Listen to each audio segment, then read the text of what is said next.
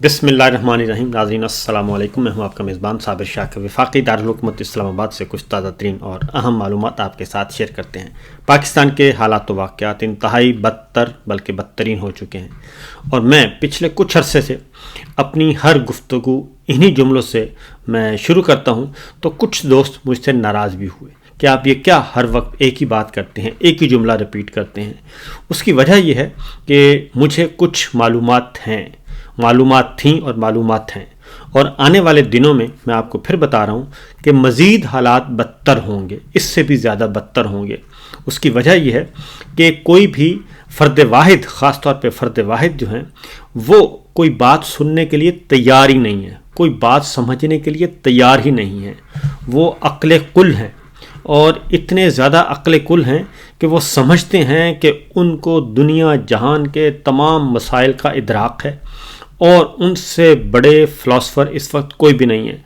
वो political philosopher भी हैं, वो माहिर मईशत भी हैं, वो माहिर सिक्योरिटी भी हैं, वो माहिर मीडिया भी हैं, वो माहिर इंसाफ भी हैं, वो सब कुछ हैं और वो आलमी पाए के वाहिद लीडर हैं जिनका विजन जो है वो इस हद तक क्लियर है कि उन्हें पता है कि क्या करना है, उन्हें पता है कि क्या होना है और वो ताकत का इस हद तक बेदरेग इस्तेमाल कर रहे हैं कि कोई तसव्वुर भी नहीं कर सकता। पिछले 77 ईयर्स में आज तक इस हद तक किसी ने बर्बरियत नहीं पाकिस्तान में मुसल्लत की जितनी इस वक्त मुसल्लत है और अभी भी वो समझने के लिए तैयार नहीं है। इसलिए मैं हर जो गुफ्तगू है वो इन्हीं एक ही जुमले से स्टार्ट करता हूँ कि पाकिस्तान के हालात बदतर हैं, बहुत बदतर हैं और कहीं से कोई अच्छी खबर नहीं आ रही। और मैं फिर बता रहा हूँ, अगर इसी डगर पर चलते रहे, आइन, कानून, जमहूरियत, बुनियादी इंसानी हुकूक और इज्तिमाई कलेक्टिव विजडम को अगर आपने इख्तियार ना किया तो फिर ये समझ लीजिए कि आने वाले दिन इससे भी बदतर होंगे। और सलामती की दुआ करनी चाहिए पाकिस्तान की, लेकिन अल्लाह ताला भी उस वक्त दुआएं कबूल करता है जब हमारे अमाल अच्छे होंगे। हम अगर जाही गलत रास्ते पर रहे होंगे तो अल्लाह ताला हमें क्या कहेंगे? अल्लाह ताला कहेंगे पहले सिरात मुस्तकीम पे आओ, फिर मुझसे कुछ मांगो और फिर मैं आपकी मदद भी करूँगा। तो जालिम की कोई अल्लाह ताला मदद नहीं करता। जालिम का किसी भी दीन मज़हब से हो, जालिम की अल्लाह ताला ने मदद नहीं करनी। ये बात जहन में रखिएगा। उसका वादा है कुरान मजीद में, वो मज़लूमों के साथ खड़े होते हैं, जालिमों के साथ खड़े नहीं होते। तो बात हो रही है जाफ़र एक्सप्रेस अगवा हुई है, बलूचिस्तान का मसला है, इंतहाई बर्निंग इशू है, वो बलूचिस्तान जल रहा है और ये ताज़ा तरीन जो शुरू हुई सब कुछ ठीक था। ये जब नवाब अकबर बुगटी साहब को कत्ल किया गया जनरल परवेज़ मुशर्रफ साहब के ज़माने में, और जब ये कहा गया कि ऐसी जगह से मिसाइल आएगा कि पता भी नहीं चलेगा, और फिर वो कत्ल हो गए, उस दिन से लेके आज तक हालात ख़राब से ख़राबतर हैं। और फिर अगला सोने पे सुहागा ये किया गया कि जो वहाँ के जिनके रूट्स थे अवाम में, वो जो जमातें वहाँ की कौम परस्त जमातें, क्योंकि बलूचिस्तान का अपना फ्लेवर है, अपनी पॉलिटिक्स है और वहाँ पे पॉकेट्स हैं और उन पॉकेट्स के मुताबिक पॉलिटिकल पॉकेट्स हैं, उसी के अकॉर्डिंगली मामलात आगे बढ़ते हैं। उनका एक कल्चर है, ट्राइबल कल्चर है और उसी कल्चर के साथ आगे बढ़ रहे हैं। लेकिन हमारे यहाँ ये हुआ कि जिनके रूट्स थे, जिनके अवाम में रूट्स थे, उन तमाम जमातों को क्रश कर दिया गया, एक एक करके सबको फारिग कर दिया गया। ख़्वाह वो महमूद खान अचकज़ई साहब थे, सरदार अख्तर मेंगल हैं, नेशनल पार्टी है, मालिक साहब हैं, उन सबको एक एक करके फारिग कर दिया गया। और वहाँ पे कोई विफाकी जमात नहीं है, वहाँ की मुकामी जमातें नहीं हैं जिनकी अवाम में कुछ आओ भगत थी, वो सब फारिग कर दिए। उन सब को फारिग करके ये बिल्कुल इसी तरीके से जैसे पाकिस्तान तहरीक इंसाफ को क्रश किया जा रहा है, इसी तरीके से बलूचिस्तान में ये सारा काम किया गया। उनकी जगह पे एक इंतहाई अपनी हैंडमेड जो जमात बनाई गई, बाप पार्टी बनाई गई और बाप पार्टी को मुसल्लत किया गया। और पिछले कुछ अरसे से, चंद सालों से, बल्कि कई सालों से कहना चाहिए कि बाप पार्टी मुसल्लत है और बाप पार्टी को ही इस्तेमाल किया जाता है। ये सब कुछ हो रहा है। और अब ये ताज़ा तरीन वाक़या हुआ है, कल सरफराज बुगटी साहब जो कि वज़ीर आला हैं, उनकी गुफ्तगू सुन रहे थे।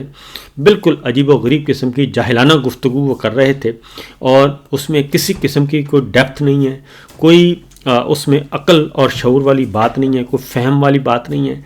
एक ऐसी चवले मार रहे थे कि आप तसव्वुर भी नहीं कर सकते। मैं आपको सुनवाता हूँ, लेकिन पहले ज़रा इमरान खान साहब, क्योंकि इस सारे वाक़े से बजाय इसके कि अपने गिरेबान में झांका जाए कि जनाब इतना बड़ा हादसा हो गया और पूरी की पूरी ट्रेन उन्होंने अगवा कर ली और पूरे के पूरे मुसाफिरों को यरगमाल बना लिया और पूरी दुनिया ने देखा, उस पे अपनी कोताहियों पे, अपनी जो गफलतें हैं उस पे पर्दा डालने के लिए आप एक और झूठ बोल रहे हैं।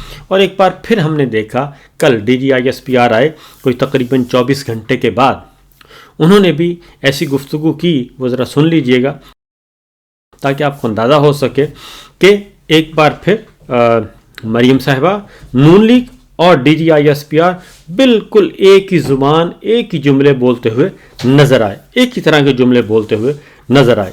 और सारे का सारा मलबा किस पे डाल रहे हैं? पाकिस्तान तहरीक इंसाफ को साथ जोड़ लिया, साथ भारत को मिला लिया और साथ मिला लिया सोशल मीडिया को। इन तीनों को मिला के उन्होंने कहा जी ये देखें, ये सब के सब मिलकर काम कर रहे हैं। तो भाई बात ये है कि जिस जमात को या जिस ख़ानदान को आपने मुसल्लत किया हुआ है, वो ख़ानदान तो डायरेक्ट उनके सरबराह जो उनके बाबा आदम हैं फॉर्म 47 वाले, वो ख़ुद कह चुके हैं कि मुंबई हमलों में जो है वो मुलव्वस है, हमारी फोर्सेस मुलव्वस हैं, वो ख़ुद कह चुके हैं। और उनके इस बयान को इंटरनेशनल कोर्ट ऑफ जस्टिस में कुलभूषण यादव वाले केस में इस्तेमाल किया भारत के वकील ने कि जनाब ये देखें, नवाज शरीफ साहब ये बात कर रहे हैं, उनके अपने प्रधानमंत्री ये बात कर रहे हैं। तो ये है लेवल, तो उसके बावजूद बात नहीं आ रहे। तो बहरहाल क्या स्टेटमेंट है? पहले इमरान खान साहब जिनके बारे में ये कहते हैं, इमरान खान साहब ने बहुत अरसे पहले कहा, मुसलसल कह रहे हैं कि बलूचिस्तान में दहशतगर्दी पनप रही है और वहाँ के मसले का कोई सियासी हल नहीं निकल रहा और ना ही कोई सियासी हल निकाल रहा है। बलूचिस्तान समेत मुल्क भर में जब तक अवामी एतमाद पर मुश्तमिल हुकूमत नहीं लाई जाएगी, इस्तेहकाम मुमकिन नहीं। और यही बात सारे रहनुमा कर रहे हैं। और जो पाकिस्तान की बात कर रहे हैं, वफाक की बात कर रहे हैं, आईने पाकिस्तान को तस्लीम करते हैं, उन रहनुमाओं के घरों के पे छापे मारे जा रहे हैं, उनके घरों को तोड़ा जा रहा है। और ये बलूचिस्तान में भी हो रहा है, ये पंजाब में भी फस्तायत है, ये सिंध में भी फस्तायत है, मुसलसल हर जगह फस्तायत है। और ना कश्मीर में माफ़ किया गया किसी को, ना गिलगित बल्तिस्तान में माफ़ किया गया। और अभी ये सरदार अख्तर मेंगल साहब की जमात को पिछले 5-7 दिन पहले ही इंतहाई सीनियर मोस्ट लोगों को और सुप्रीम कोर्ट के एडवोकेट साजिद तरीन वगैरह, उन सब को हथकड़ियाँ लगाई गई, उनके ख़िलाफ़ मुकदमे दर्ज किए गए दहशतगर्दी के और उनको हथकड़ियाँ लगाकर पेश किया गया। और ये साबित करने की कोशिश की गई कि हमारे पास ताकत है। ये ताकत नहीं है। आप जब किसी की तजलील करते हैं और किसी का तमस्खुर उड़ाते हैं तो वो एक आदमी नहीं होता, उसके पीछे फॉलोअर्स होते हैं, उसके पीछे उनके चाहने वाले होते हैं, अवाम उनको देख रही होती है। ये नफ़रत के जो बीज आप बोल रहे हैं सिर्फ अपने ताकत के नशे में, ये पाकिस्तान को नुकसान पहुंचा रहे हैं, ये पाकिस्तान की जड़ों को खोखला कर रहे हैं। बिल्कुल उसी तरीके से जैसे मशरक़ी पाकिस्तान, आज का बांग्लादेश, वहाँ पे ये नफ़रतों के बीज बोए गए थे और फिर जब वो फटा लावा तो फिर कोई नहीं संभाल सका। 90,000 फौजी जो हैं वो भी नकारा हो गए उधर। और फिर हमारे जर्नैलों को दुश्मन के सामने अपना पिस्टल, रिवॉल्वर, हथियार फेंकने पड़े और सरेंडर पेपर पर दस्तखत करने पड़े। लेकिन हमने उससे सीखा कुछ नहीं है और अब फिर वही ताकत का नशा चल रहा है। और मैं अक्ल कुल हूँ और मैं फ़र्द वाहिद हूँ और मैं सब कुछ हूँ, ये दिमाग से ये फतूर निकल नहीं रहा। आगे ज़रा सुनिए कि कल ऐलान कर दिया गया कि जनाब ये ऑपरेशन ख़त्म हो गया है और सब जहन्नुम वासिल हो गए हैं, सब कुछ हो गया है। लेकिन जो वहाँ से बचकर आए हैं मुसाफिर और ऑफिशल्स, जो वो कुछ और कहानी सुनाते हैं। वो सारे के सारे बता चुके हैं मुसाफिर कि जनाब वहाँ पे हुआ क्या और उन्होंने एक क़यामत देखी। قیامت صغرا دیکھی، گولیوں کی بوچھاڑ دیکھی، اور ایک ایک بندے پہ پوری پوری میگزین انہوں نے چلا دی، اور ان کے پاس، ہمارے اہلکاروں کے پاس، ہماری فورسز کے پاس اسلحہ نہیں تھا، اسلحہ ختم ہو گیا۔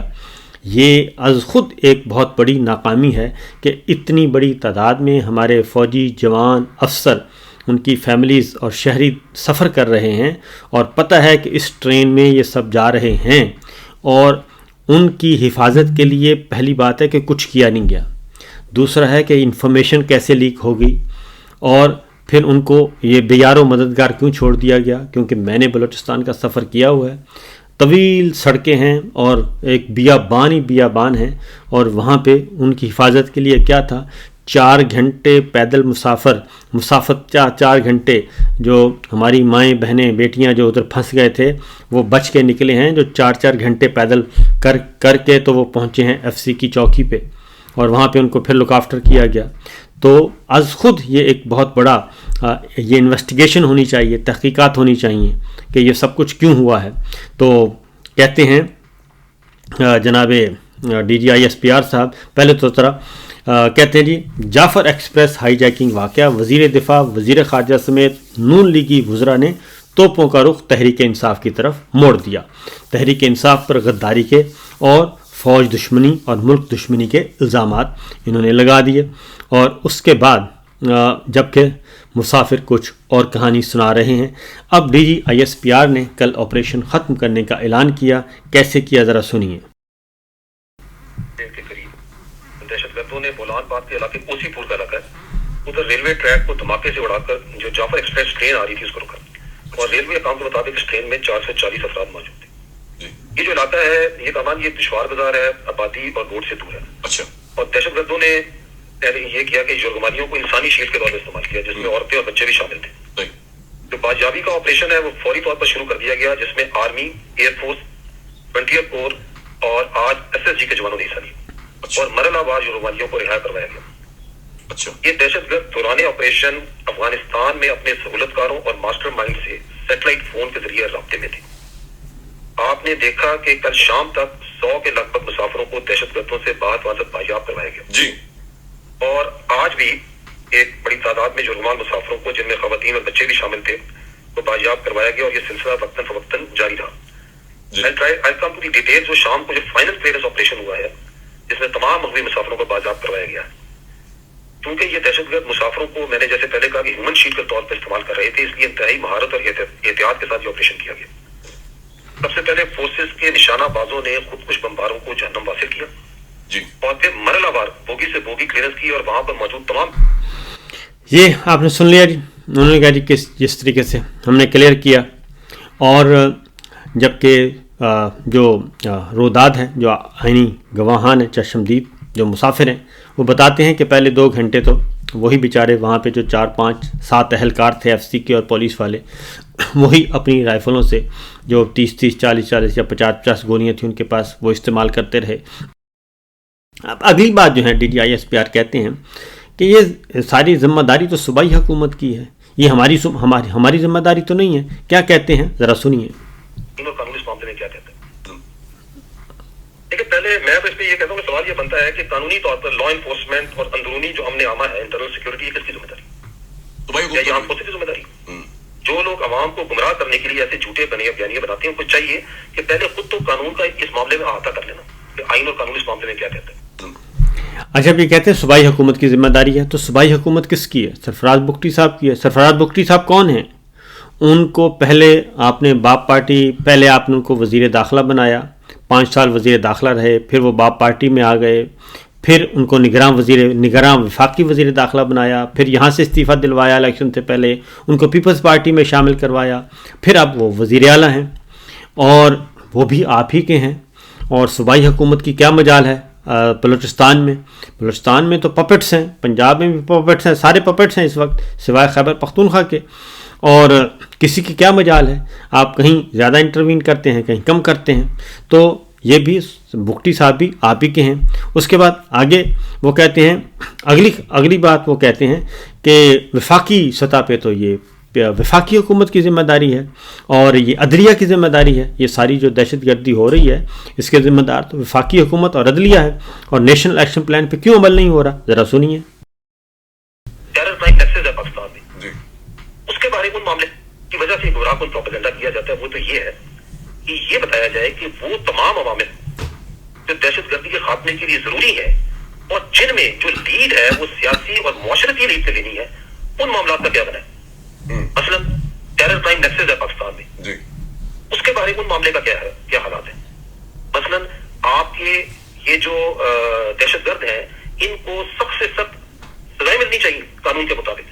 There we stand over there we stand, जहां पे इलीगल स्पेक्ट्रम जो गैर कानूनी एक स्पेक्ट्रम है उस पर हम किधर खड़े हैं। जो ये फैसले हुए हैं नेशनल एक्शन प्लान में, रिवाइज नेशनल एक्शन प्लान में कि जी एक बयानिया बनेगा कौम के दहशतगर्दी के खिलाफ, उसमें हम किधर खड़े हैं। तो ये है वो सवालात जिन पे से पर्दा कुशाई करने के लिए ये गुमराह को, ये हैं वो सवालात। तो सवाल पैदा होता है जी नेशनल एक्शन प्लान पे पिछले 5 साल जो कि 2013 से 18 तक थे, सिर्फ पंजाब ने आपको काम नहीं करने दिया। पंजाब में किसी की जुर्रत नहीं थी कि नेशनल एक्शन प्रोग्राम के तहत वहाँ पे कोई काम कर सकें। बाकी खैबर पख्तूनख्वा ने भी किया, सिंध ने भी किया, बलूचिस्तान ने भी किया। तो इसलिए अभी भी अगर वफाक में ये वफाकी हुकूमत ने करना है तो वफाकी हुकूमत भी आपकी है, अदलिया ने करना है तो अदलिया भी आपने तोड़ फोड़ करके तो सारी पे काबिज हो चुके हैं, वो अदलिया भी आपकी है। तो इसलिए ये अपने आप से तो आप गिला कर सकते हैं, किसी और से गिला ये आप नहीं कर सकते। और उसकी दूसरी जानिब जब ये सारा कुछ हो रहा था, ट्रेन अगवा हुई थी, मुसाफिर यरगमाल थे और वो दुहाइयाँ दे रहे थे, तो इधर तो आदल बाज़ई का घर पे छापे मारे जा रहे थे और पंजाब में ऑपरेशन हो रहा था, सिंध में ऑपरेशन हो रहा था। अब आते हैं कहते हैं जी कि सियासतदान कुछ नहीं करते। तो अब्दुल मालिक बलोच हैं, साबिक वज़ीर आला हैं, उन्होंने कहा कि मुझे भेजा गया कि जनाब जाके बात करें। मैं भी गया, सरदार अख्तर मेंगल साहब ने भी बात की और जब शिद्दत पसंद मान गए, वापस आए तो ये मुकर गए। क्या कहते हैं ज़रा सुनिए। नहीं मान, मुझे खुद भेजा वहाँ पे, मैं गया, बातचीत की, जब बातचीत कामयाब हो गए कहता इमाम नहीं मानते हैं। मैंने कहा फिर मुझे भेजा क्यों आप लोगों ने। ठीक है जी, वो कहते हैं फिर भेजा क्यों। अब आगे आते हैं, उन्होंने कहा कि सारे का सारा चोरी वाला इलेक्शन आपने करवा दिया है और वहाँ पे हारे हुए लोग बिठाए हुए हैं। क्या कहते हैं मालिक बलोच साहब, जरा सुनिए। जाता है जितने कॉन्फ्रेंस थे, हमारी मेरी वो हो या अख्तर मेंगल साहब की हो, हमारी कोई यहाँ पे वो हैसियत ही नहीं है। हमें इलेक्शनों में जबरदस्ती हराया जाता है। जितने कॉन्फ्रेंस थे, मजहबी जमाती थी बलूचिस्तान के, उन सबको हराया गया है। 10-10, 12-12 सीटें हमारी थी, हम आगे 2 पे आ गए, 3 पे आ गए। कौमी असेंबली में मैंने 22,000 वोट ले ली, एक ऐसे शख्स को कामयाब किया जिसका उस इलाके से कोई ताल्लुक ही नहीं है। तो ये सब कुछ बलूचिस्तान में भी हुआ, अब ये सारे बता रहे हैं। अब मैं आपको एक और बात बताता हूँ जी।